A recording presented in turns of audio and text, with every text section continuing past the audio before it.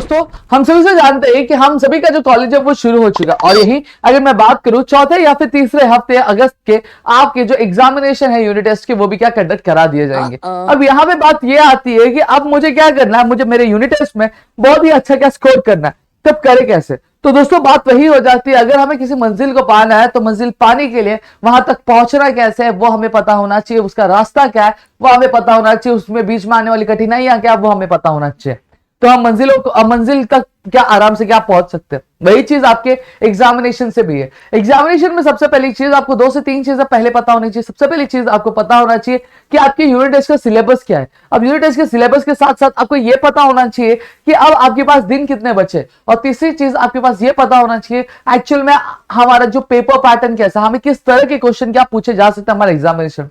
तो दोस्तों आज यहाँ पे आपको बुक कीपिंग के इस सब्जेक्ट के बारे में बताने वाला हूं। सबसे पहली चीज अगर मैं बात करूं तो अब आपके यूनिट टेस्ट में आप जब तक 10 साल में तो आपका जो यूनिट टेस्ट होता था वो 20 मार्क्स का होता था, लेकिन अब टोटली बदल चुका है। अब आपका जो यूनिट टेस्ट होता है वो 25 मार्क्स का क्या होगा। सही बात है। अब यहाँ पे क्वेश्चन नंबर 1 रहेगा, ठीक है, आंसर द फॉलोइंग, जहां पे 5 मार्क्स के आपके 2 क्वेश्चन क्या पूछे जाएंगे। सबसे पहला आएगा do you agree with the following statement और आंसर इन 1 सेंटेंस ओनली। अब इस तरह के क्वेश्चन पूछे जाएंगे। अब तीसरा जो क्वेश्चन होगा select the most appropriate answer from the alternative given below and rewrite the sentence. ये आपको 5 मार्क्स के लिए पूछा जाएगा दोस्तों। अब साथ ही साथ आपको यहाँ पे अकाउंटिंग इक्वेशन वाला क्या है, एक प्रैक्टिकल सम दे दिया जाएगा 5 मार्क्स के लिए, और आपको क्लासिफिकेशन के लिए दिया जाएगा पर्सनल, रियल और नॉमिनल अकाउंट के लिए। समझ में आ गया। तो इस तरह के आपके क्वेश्चन क्या पूछे जाएंगे। अब यहां पे हो सकता है कि ये आपका 11th स्टैंडर्ड है, तो यहाँ पे कॉलेज जो है अपने हिसाब से क्या चीजें चेंज कर सकती है। अब यहाँ पे अगर ये जो पैटर्न है मैं बात करूं तो आपके स्टार्टिंग के 2 जो चैप्टर्स हैं उसके हिसाब से ये क्या आपको पूरा पैटर्न का डिसाइड किया है। इनकेस अगर आपका 3 चैप्टर आपके एग्जामिनेशन में सिलेबस रखा जाता है, ज्यादा 3 रखा जाएगा, उससे ज्यादा नहीं रखा जाएगा, तो यहाँ पे एक जर्नल एंट्री वाला भी क्वेश्चन क्या आ जाएगा आपके लिए 8 या 7-8 मार्क्स के लिए, क्या वो भी यहाँ पे क्या आप कॉलेज वाले क्या ऐड कर देंगे। अब ये पेपर पैटर्न हमने दिया है, एक जिस्ट बना के दिया, अगर 2 चैप्टर्स होंगे तो कुछ इस तरह का दिखेगा।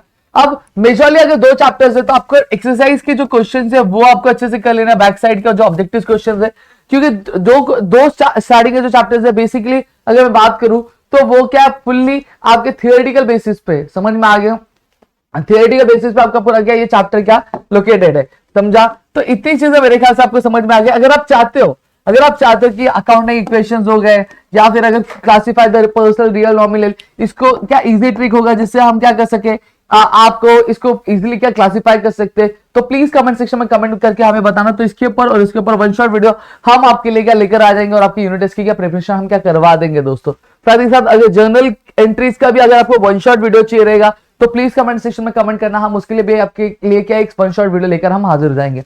तो मेरे ख्याल से आपको चीज समझी है दोस्तों, तो फटाफट तैयारी पे लग जाओ, पढ़ना शुरू कर दो। सारी चीजें ऑलरेडी आपके चैनल पे क्या पड़ी हुई है, तो जाके क्या चेकआउट कर लो। तो दोस्तों मिलेंगे हमारे नेक्स्ट वीडियो में, तो तब तक के लिए घर पे रहो, सुरक्षित रहो।